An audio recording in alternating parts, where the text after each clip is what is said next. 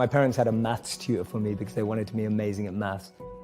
I was pretty good at numbers, and I'd have this tutor and he'd tell me that, he goes, the reason that you're struggling with the next question is because you're always worried about what your parents think. And that really stayed in my head. I was just like, wow, so as long as I'm trapped by what my parents think, I can actually never find the answers to the real questions of life. Most of us just throw ourselves into the deep end and then try swim and figure it out. The problem is we all went to normal schools that try to put stuff in us rather than take stuff out of us. You know, you were told at school that you weren't very good and you weren't good at English, and now you have a New York Times bestseller, right? Yeah. And it's like no one noticed that potential inside you. No one noticed that, oh, Lewis was really creative. And you're not the only person. There's so many people who feel like that. So the modern schooling system didn't extrapolate your self-actualization, your element, and just try to put maths, English, science inside. So the point is that you're trying to get to such a strong foundation that when you interact in the world, you're going with a sense of strength, fuel, energy to make a difference, rather than going into the world and then going, oh my God, where am I, trying to figure it out. People were so far removed from their own understanding of themselves that they were either lost living a life they didn't want to, lost living up to someone else's expectations, or lost becoming someone to impress someone else. How many of you have a crazy dream or a crazy goal? I want you to write out in the comment section, what is your crazy dream? The dream that keeps you up at night is the real dream you should be chasing. But to chase that dream, to find that dream, to make that dream a reality, you need a strategy, right? A dream without a plan is just a wish. Tony Robbins said that, right? A dream without a plan is just a wish. You can't be what you can't see.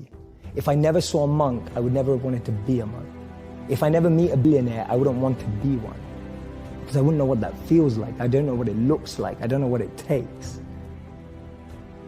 What am I good at? What do I love? What does the world need? And how do I get paid for it? To me, those four help you unlock your passion. I often say to people, your passion is for you, your purpose is for others. Your passion makes you happy. But when you use your passion to make a difference in someone else's life, that's a service, that's a purpose. My goal has never been financially or materially oriented. I see that stuff as the byproduct of doing what you love. I genuinely believe that. It's always been that way around for me.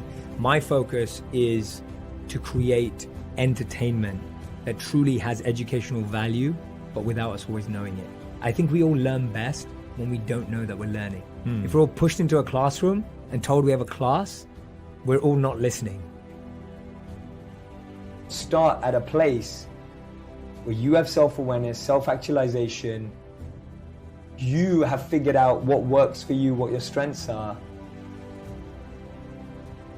So I think it starts even at a physical level. Anyone who's a physical fitness or a health coach will know that different bodies need different food, different sleep, different fluids. We don't all need the same thing. Me and you with different body types can't do the same workout. Our bodies have different tolerances in different things. That's self-awareness at the physical level. We know our limits, we know what we can do, we know what we can't do, we know what our challenge is. On a mental level, what's self-awareness? Knowing what type of people I like to be with. Knowing who helps me grow and who drains me. That's mental self-awareness. I believe that the answers come from within and we're not asking the right questions. I feel we're always looking for the right answers, not the right questions.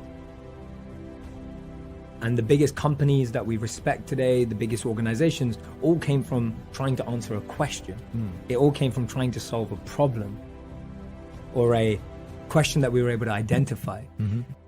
So my work comes from a very simple study that I read that said the most successful people in the world choose education over entertainment.